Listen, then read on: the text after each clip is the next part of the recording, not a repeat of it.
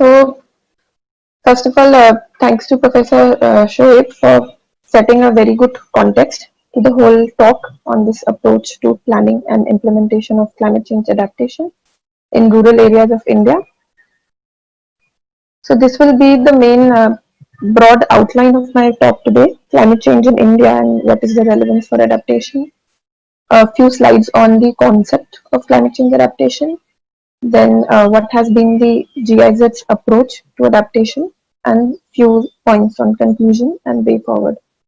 So just for everybody's information, GIZ is a bilateral development agency which is owned by the German government, but GIZ works in several sectors and domains in India and several other developing countries around the world.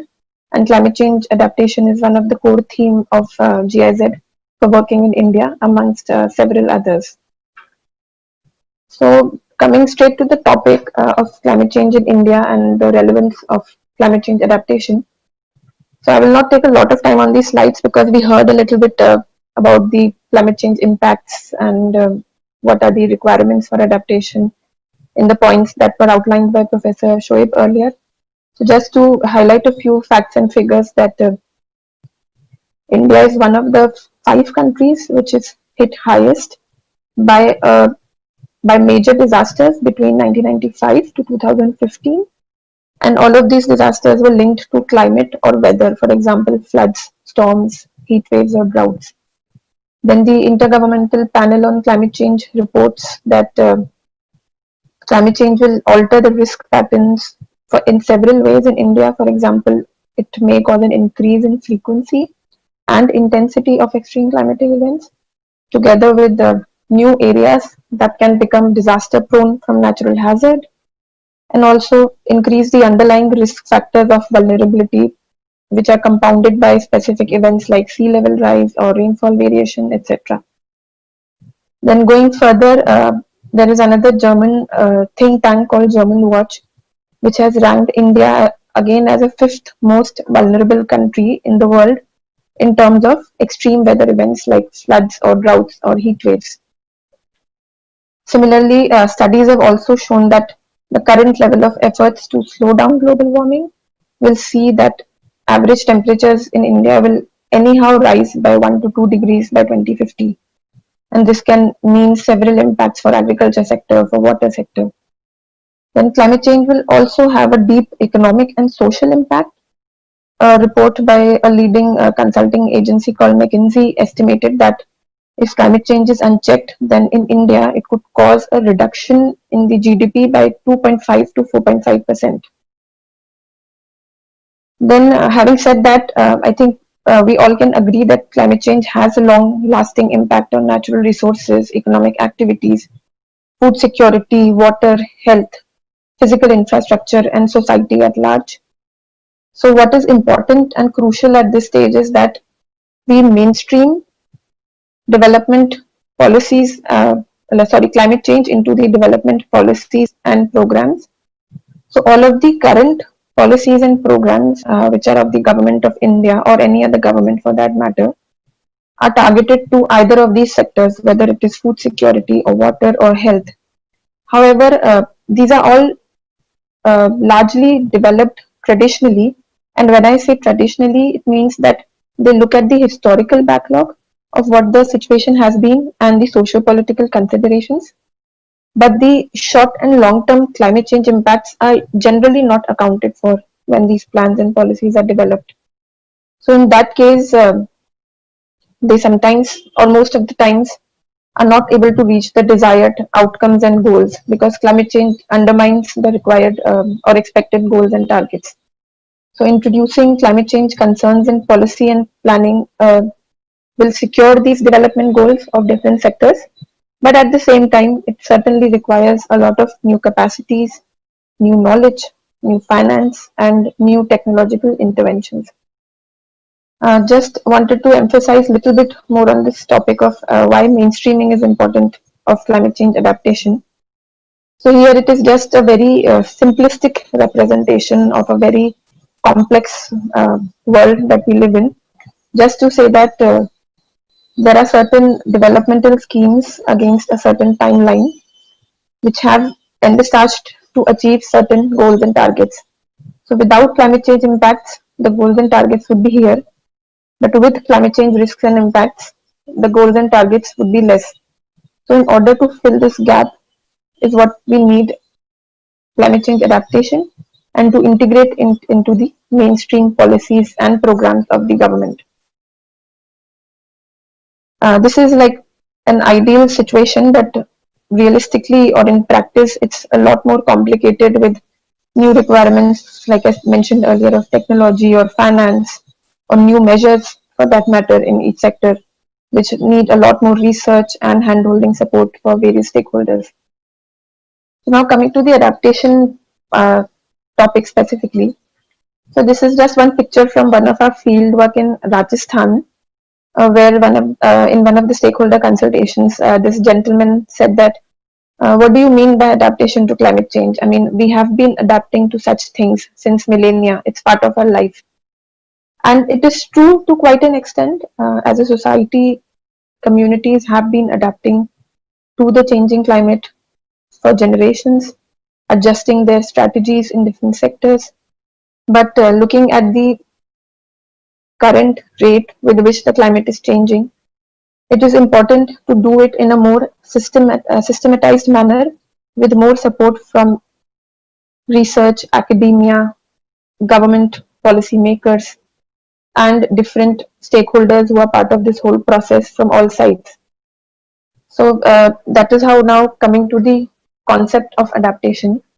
So IPCC, this is just the textbook definition of adaptation, wherein IPCC defines adaptation as adjustments in human or natural systems in response to actual or expected climate stimuli or their effects that moderates harm or exploits beneficial opportunities.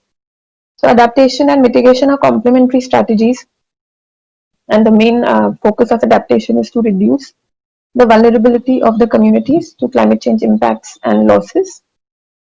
And it is also very well known now that even if, uh, hypothetically speaking, all the greenhouse gas emissions were to be stopped completely, even at this moment, but the historical backlog of the climate change impacts has developed so much that we would still need a lot of adaptation interventions in all the sector so as to negate the negative impacts in different sectors and secure developmental goals.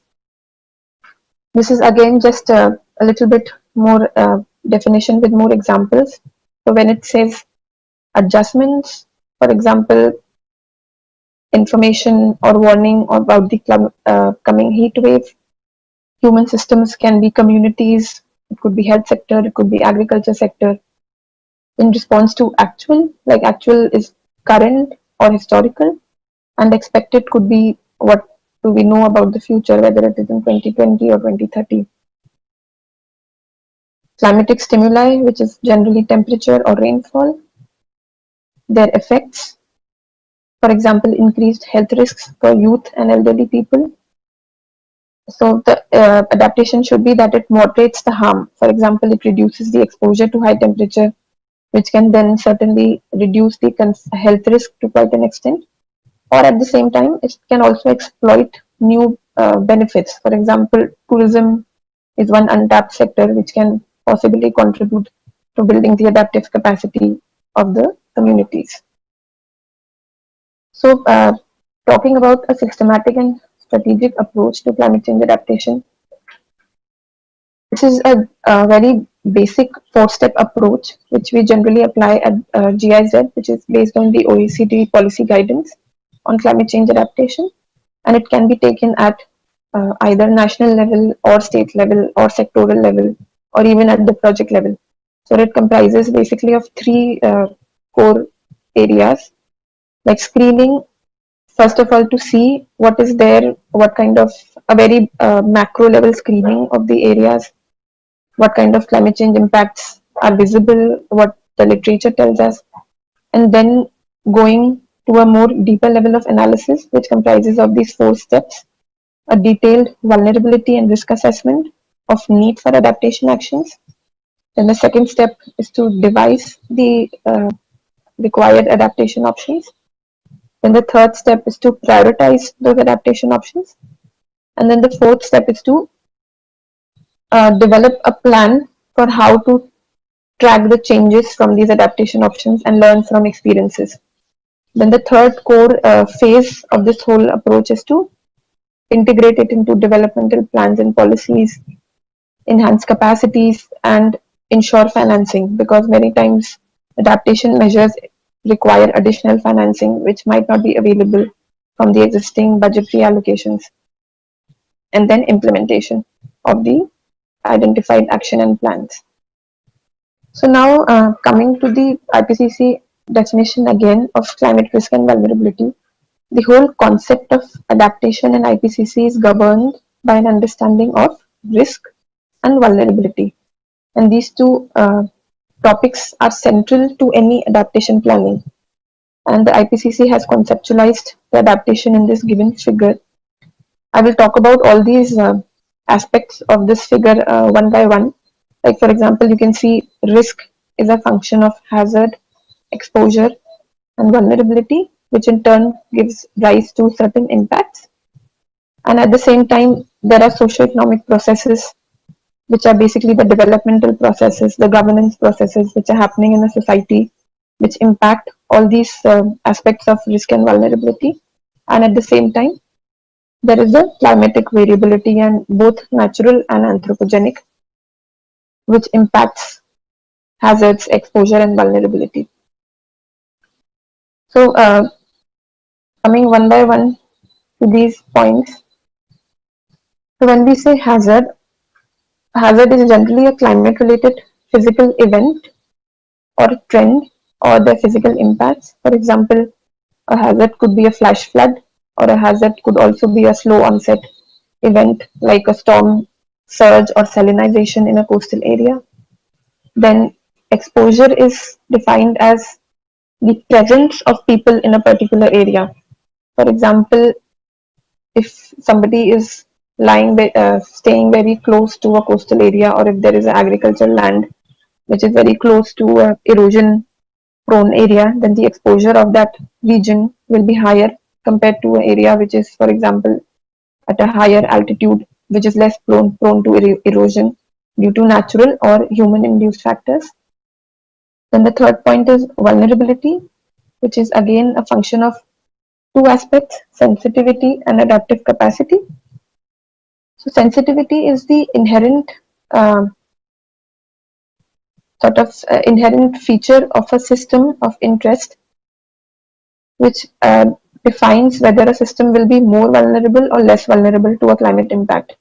So, a degree to which a system is affected by a climatic stimuli is called its sensitivity. And then adaptive capacity is basically the ability or the capacity of institutions or human systems to adjust, respond, or cope with different climatic hazards. And all these factors together give us the probable risk factor for the identified community or the identified sectors wherever we are applying this method. Uh, I will again like to focus a little bit more on these definitions and topics of the IPCC. So, like I said, hazard refers to the potential occurrence of a physical event that may cause loss of life, injury, or other health impacts, as well as damage and loss to property, infrastructure, livelihoods, so on and so forth. Hazards are often associated with unusual or extreme weather or climatic events, such as heat waves or heavy precipitation. But non-extreme physical events can also lead to disasters, where physical or societal conditions foster such a result, which is generally caused by high vulnerability. For example, sudden onset hazards could be flooding, heat waves, or landslides. And slow onset hazards could be species extinction, biodiversity loss, or groundwater shortage. Then the second aspect of the risk and vulnerability concept is exposure. So exposure is basically the presence of people, livelihoods, or environmental services and resources in places that could be adversely affected by the impacts of climate change. And normally, when we do a risk assessment, we can use proxy indicators like human population, or what are the infrastructure or assets in a particular area, like what kind of buildings exist, roads, railways, water supply, or if we are working with the agriculture sector, then what is the kind of agriculture crops which are currently exposed to a certain climatic hazard, forests, or natural ecosystems. Some tools and methods which can help in this data collection are high resolution satellite or aerial imagery, which can provide an important source for mapping of such areas or features, and also then further planning what could be the adaptation measures for such areas. Then the third component is vulnerability. So vulnerability is basically the propensity or predisposition to be adversely affected. And vulnerability encompasses a variety of concepts and elements, including sensitivity or susceptibility to harm and lack of capacity to cope and adapt. So basically these two factors, sensitivity, which is degree to which a system is affected by or responsive to climate change. For example, when I say, let's imagine that there are two houses, one is on stilt and one is not on stilt. So in case of an extreme event like flooding, the house which is constructed on a stilt will be less sensitive to a flooding event. So that is called being less sensitive, and the house which is not on stilt will be more sensitive. So although both are facing the same exposure, same hazard, yet the vulnerability of the house which is on stilt will be less when compared to the vulnerability of the house which is not on stilt. And similarly, adaptive capacity is the ability of systems, institutions, humans, and other organisms to adjust to potential damage, to take advantage of opportunities, or to respond to consequences. For example, a community may be exposed to a climate hazard but not vulnerable. For example, if a farmer who is exposed to a lot of changes in precipitation, but at the same time, he or she has access to weather forecast, timely weather forecast, he or she has diversified income sources and also has financial and other resources to back up in case the crop fails due to climatic changes, then that is adaptive capacity is high. So even though he's his sensitivity could be high, but because of adaptive capacity being high, he will be less vulnerable when compared to a similar farmer with none of these resources. So, but how do we measure vulnerability? So vulnerability does not have any um, very, I could say, like a concrete, straightforward methodology, because it comprises of so many factors which are influencing each other parallelly. So generally, the most common way of assessing vulnerability and risk is to use proxy indicators, which can be then normalized, weighted, and then generally an index is developed. And there is also not a common set of vulnerability indicators, but literature does give us a lot of information about which indicators can be used for different factors. For example, population density could be used for sensitivity or capacity. Then, if there is the number of people below the 6 years of age could be used as an indicator for more sensitivity. Then, the high literacy rate could be an indicator for better capacity. Unemployment could be a indicator for less capacity to respond or recover. So on and so forth. Several indicators can be found in the climate change literature, which can give or help develop an indices for climate risk and vulnerability. And at the same time, it is also important to go down to the communities and understand what are the challenges and what are the basically ground truthing the information that we first of all develop from these secondary sources of information. Then the central concept in this is the risk. So risk is the potential of consequences where something of value is at stake and where the outcome is uncertain. So risk assessment and risk maps are a key component of science-based climate change adaptation, providing the basis for risk reduction measures such as land use planning or early warning system or other activities. And risk can also be calculated as a function of vulnerability exposure and hazard, these three elements essentially. And then once risk is calculated, the last feature of this diagram is impacts. So impacts is again effect on natural and human system. In IPCC report, the term impacts is used primarily to refer to the effects on natural and human systems. Impacts generally refer to effects on lives, livelihood, health, economies, societies, cultures, so on and so forth. Then the impacts of climate change on geophysical systems, including floods, droughts, and sea level rise, are a subset of impacts called physical impacts. And then there are various models available in the climate science literature which can be used to determine or quantify impacts in different sectors. Then this is just one example from the uh, disaster in Uttarakhand in June, which all of us are very well aware of. This is where I've just tried to put it together in these components of the IPCC framing.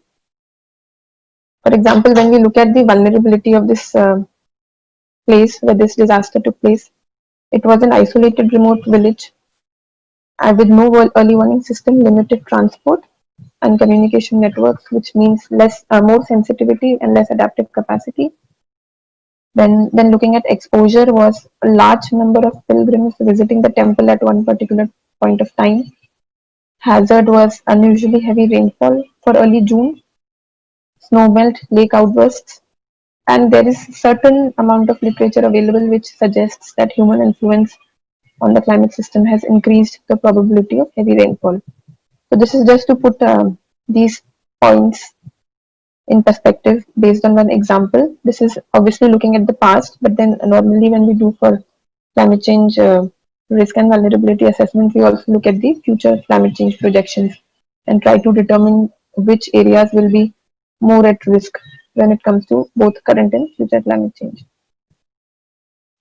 So now coming again back to the topic of why is adaptation important, like I mentioned earlier that regardless of mitigation, we are faced with a finite and significant degree of anthropogenic climate change, and managing climate risk is likely to be important for sustainable development. For both these reasons, adaptation should be an important part of policy response to climate change. Now, with that, I would like to briefly look at this slide, which gives an overview of the climate policy framework of India. So, this is a little busy slide. I will go through it one by one. So, starting from here, which is the international level. So, at the international level, India has something called the Nationally Determined Contributions, NDCs in short, which are the country's commitment and targets to the UNFCCC, wherein goals and targets are mentioned for both adaptation to climate change and low carbon growth path. Then at the national level, we have the National Action Plan on Climate Change with several missions for different sectors, agriculture, water, health, which talk about the both short, medium and long-term goals and targets for these sectors for climate change adaptation as well as mitigation. Then after this mission was NAPCC was developed in 2008, the Ministry of Environment, Forest and Climate Change had requested all the states to prepare the State Action Plan on Climate Change, which come here at the subnational level or state level, the State Action Plan on Climate Change.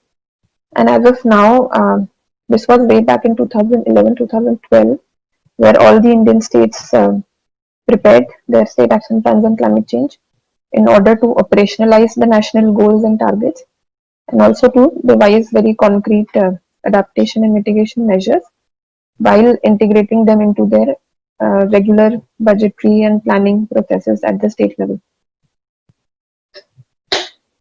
So this state action plan on climate change are currently being revised as of 2018, and all these states in India are now revising the state action plan on climate change with light of uh, in light of the new climate science and also new commitments by the country at the international and national level. And here you can see that this is the approach of the Indo-German Technical Cooperation on this whole aspect. So GIZ has been involved in preparation of state action plan on climate change with several states, and then also supporting the operationalizing and implementation of the state action plan on climate change by demonstrating how the strategies can be implemented at the district level while engaging with local communities and also integrating it in ongoing development schemes and initiatives at the local level. And then another important thing over here is the national and international financing sources for climate change. So there are several international and national sources for climate finance, and GIZ has also been supporting the state governments in accessing the national financing sources as well as international by supporting them in writing bankable proposals and also handholding and giving training support. Then going one step ahead again, so like I talked, approach of GIZ in India for adaptation has been at three levels, which includes policy formulation at macro level, which is essentially the state action plans on climate change. Then at the program level, which is the support for mainstreaming climate change adaptation at the subnational level, and then the project level implementation support, which is working at the grassroots level organizations and community level for demonstrating what climate change adaptation means on the ground. And these are some of the core areas which are supported. For example, when I say policy, it means whether it is through creating incentives or revising policies with the climate lens or supporting participation of the affected communities in policy formulation. Then infrastructure, supporting development or implementation of the right infrastructure, climate resilient infrastructure. Then capacity development, improve skills for climate projections, improve management skills, design measures, finance, research, so monitoring for policy advice, climate, and what additional research is required, for example, for climate resilient breeds or species in agriculture. Then also at the same time, demonstration, like demonstrating on ground, whether it is soil conservation or other implementable options at the ground level to keep ecosystem functions intact. Then again coming to the SAP-CC, because SAP-CC has been the core guiding instrument for GIZ and also largely for Government of India, which drives climate action at the state level. And the key characteristics of the SAP-CC are basically governance. By governance, I means that it is characterized by clear mandate of Ministry of Environment, Forest and Climate Change. However, it is seen that at the state level, sometimes coordination between several powerful departments can be a challenge. Then the second aspect of SAP-CC is a clear guideline. The Ministry of Environment and Forest has provided with some guidance on developing the state action plan on climate change. But then what is needed now is to have a more practical and clear guideline which also looks at the reporting mechanism and also fix the periodicity of the review and also the modalities of the process. Then the climate change cells in the state are largely responsible for developing these state action plans on climate change and also driving the climate change agenda in the state. So it is also important to strengthen the role of these climate change cells and at the same time also devise reporting guidelines for all the other sectors to incorporate climate change related actions into their plans and policies. So for example, for the water sector or for the agriculture sector. Then last but the most important would be to identify sources of finance for implementation of these plans based on realistic estimates, which will incentivize the stakeholders and encourage the implementation of these plans. So while working with the different states, I mean GIZ was active in 18 Indian states for developing the state action plans on climate change and also supporting the implementation.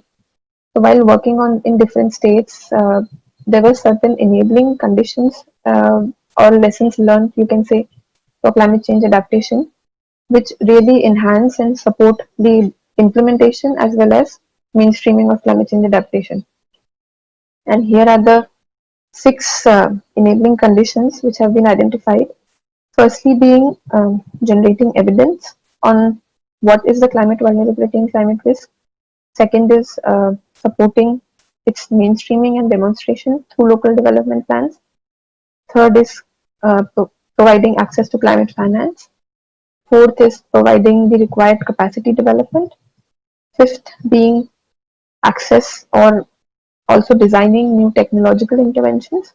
And last but the most important is also being around multi-stakeholder dialogues, because climate change adaptation being at the core of all developmental schemes and so many actors are involved. So multi-stakeholder dialogues also form the core of this whole action around climate change adaptation. So looking at these enabling factors one by one, generating evidence for climate sensitive planning at local level. So it is important to know with whatever bit of certainty it is possible, what is the future projections for climate change and what are the likely impacts in livelihood, agriculture and infrastructure.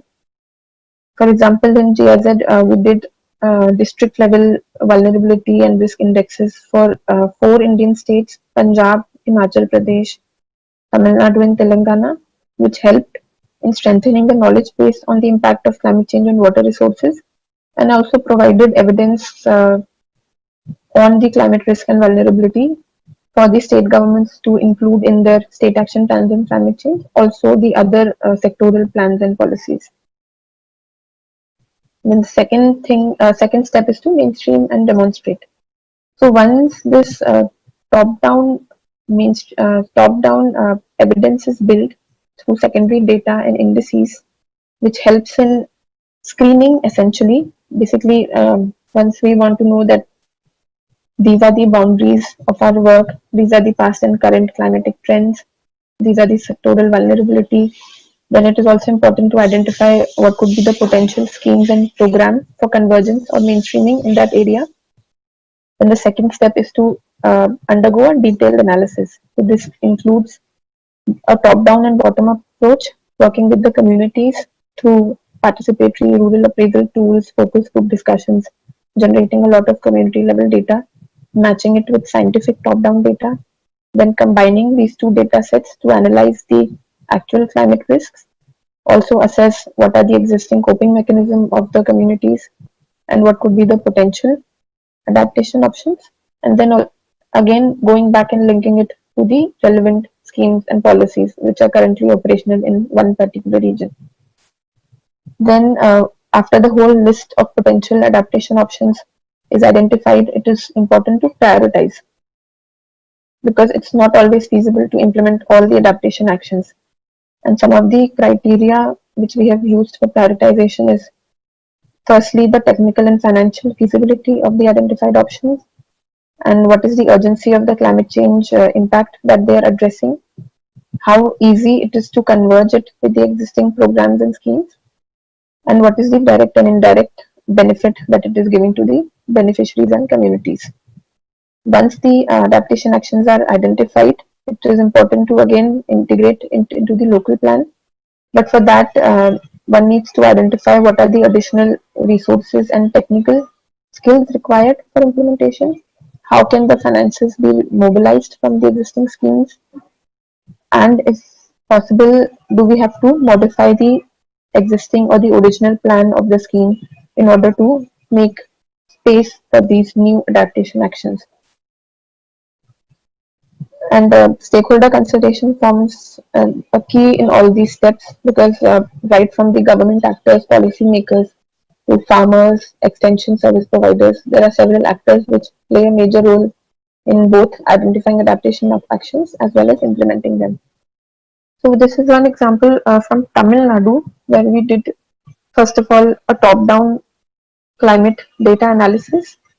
For example, the top-down data demonstrated that this one particular village in Tamil Nadu receives annual rainfall in 63 rainy days, and the number of rainy days in the recent decade is showing downward trend during both the monsoon seasons, indicating the increased frequency of extreme rainfall events. And there is also a decrease in the rainfall activity during the southwest monsoon by 13.7%. This is one village in Tamil Nadu where the top-down climatic data showed us these trends. Then again we went down to the community level, to see what are the risks or vulnerabilities identified by the communities. This is just a picture from the ground which shows villagers that are participating in a local vulnerability assessment meeting. And the community also confirmed to a certain extent that the delayed onset of southwest monsoon reduced my option of rainfed farming, and high intensity rainfall during both southwest and northeast monsoon heavily eroded our farm topsoil, leaving us at the mercy of nature, resulting in decreased food and income and an increase in migration in our village.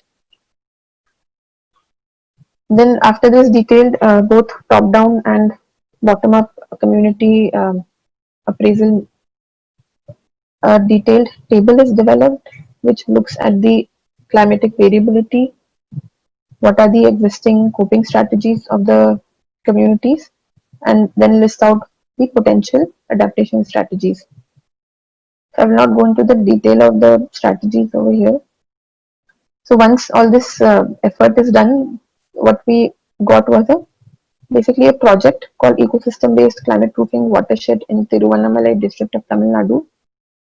A number of stakeholders were involved in the whole process, which is the Department of Environment Tamil Nadu, Dhan Foundation, which is an NGO in the state, then the State Agriculture Department, District Administration, and the target beneficiaries. And the entry point identified for implementing these activities was local development plans, implementation of national and subnational policies like Pradhan Mantri Krishi Sinchai Yojana or NREGA at the district level. Then it was also seen that the state has a state millet mission, which can provide support for a resilient crop like millet, and then also watershed development fund of the state government, from where potential funding can be leveraged. And these were the broad activities like treating the hilly ecosystem of Jabardu Hills watersheds to enhance soil fertility and reduce soil erosion and increase the water storage. And at the same time, subsistence farming to surplus creation and also providing marketing and financial inclusion to the farmer communities. So it is a very holistic approach which looks at all aspects from also farm production, but also linking to the market and other financial institutions. This is just one more picture from the field to give a little perspective.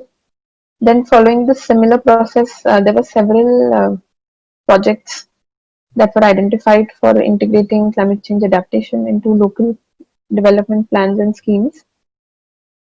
For example, in Himachal Pradesh, we worked with the Gram Sabha, which earlier only focused on road and repair and other activities, but they also included activities related to water conservation into their annual planning and also provided budget for the same. Then similarly in Tamil Nadu, a lot of funding for doing activities was secured from NREGA funds and the Agriculture Department funds under different schemes. And then the Forest Department also provided support for tree saplings. Similarly, in Telangana, NABARD, which is the National Bank for Agriculture and Rural Development, provided grant support for soil and water conservation activities in 2 micro watersheds. Then this is another example from West Bengal, which looks at livelihood diversification through integrated production system.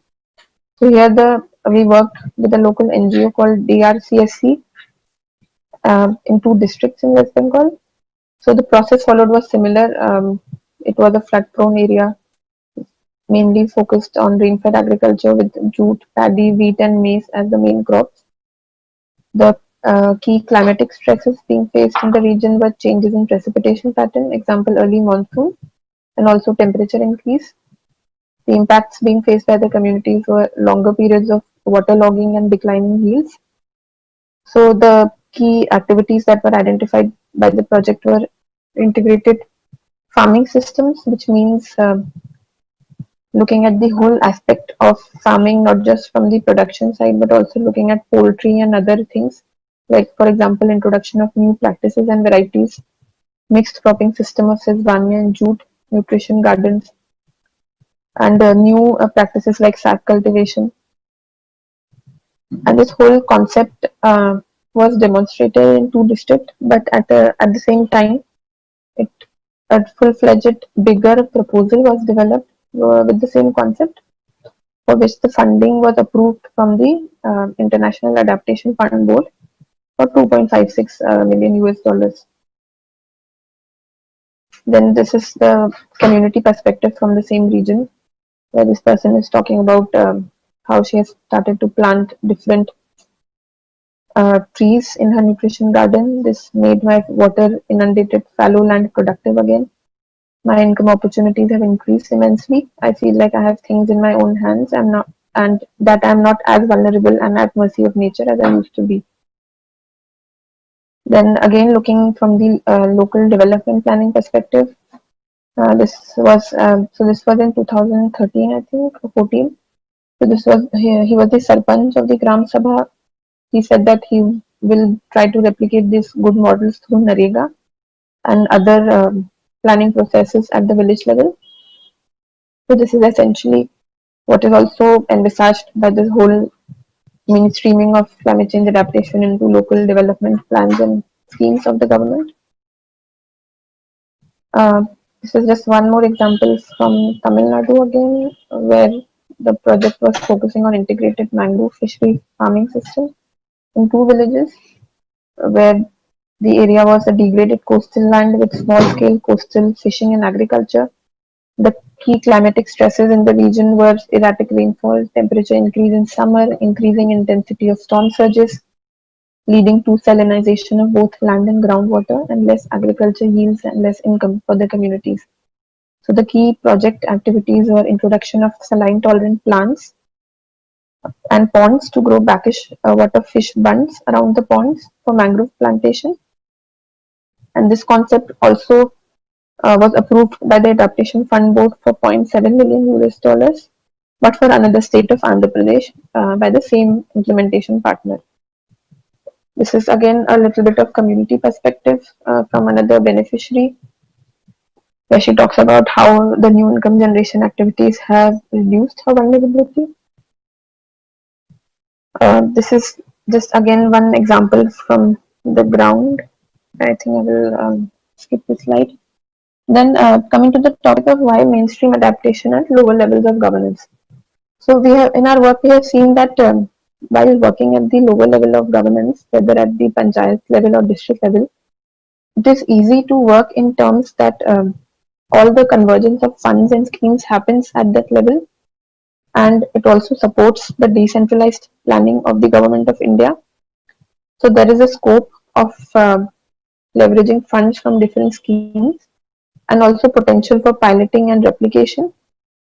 And most of the time, adaptation options that are identified at the state level or even national level, they require implementation at the local level. So it's important to see how those options can actually be integrated into the lower levels of governance mechanisms. And at the same time, it also helps to translate the state level priorities on climate change adaptation. Then this is just to sum up the process once again.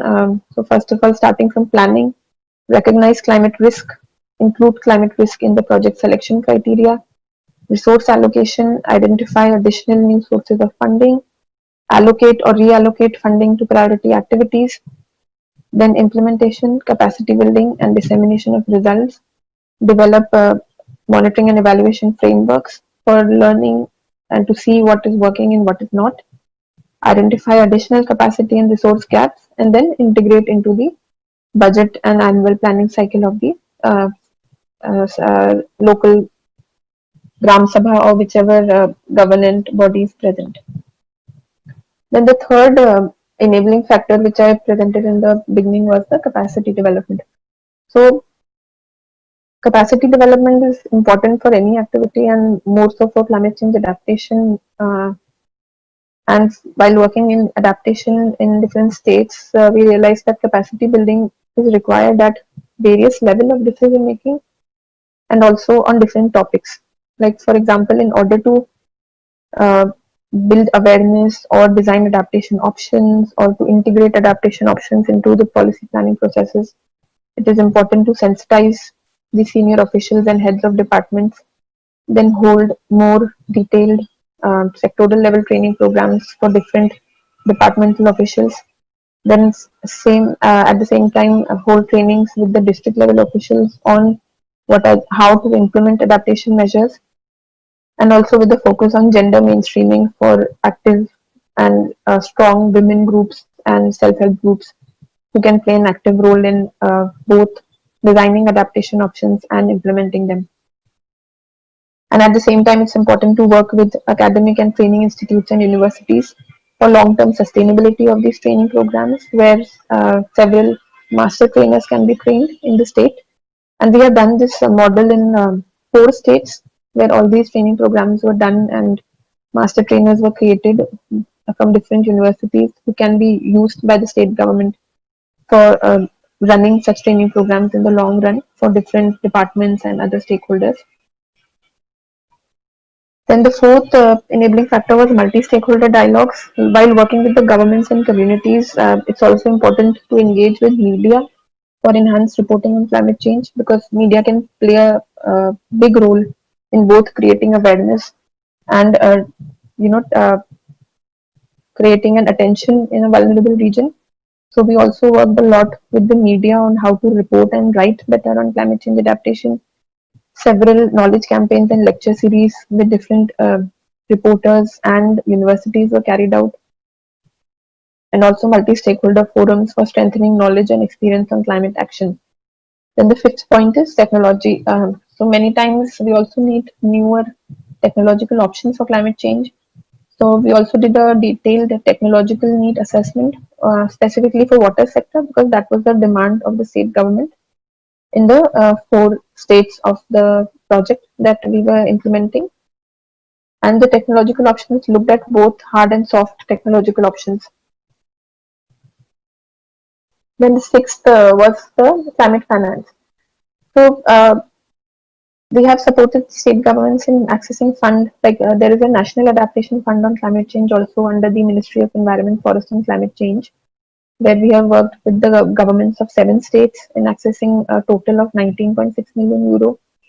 Then we also have a lot of capacity building material and uh, worked with them through write shops and trainings on how to identify climate change needs and how to write climate change proposals for accessing both international and national climate finance, but are also at the same time trying to leverage funds from the private sector.